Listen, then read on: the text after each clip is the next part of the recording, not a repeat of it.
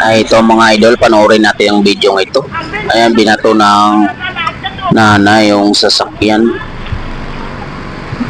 Ayan po, at parang nagalit yata yung sa sasakyan mga idol.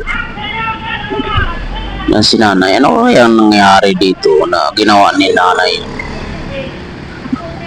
Yan mga idol, ay huwag nating tularan yung mga ganyan bagay mga idol. Yung init ng ulo ay iwasan po natin mga idol. Dumadaan lang yata itong sasakyan na to eh. Yan tuloy. Ilantihan sa mga idol. Kaya lang yung ganti sa bahay din mga idol. Huwag sana natin tularan ito mga idol, no? Lesson learn nito sa mga gumagawa ng ganito mga idol sa daan, no? Huwag natin harangan o hagisan ng anumang bagay yung mga dumadaan na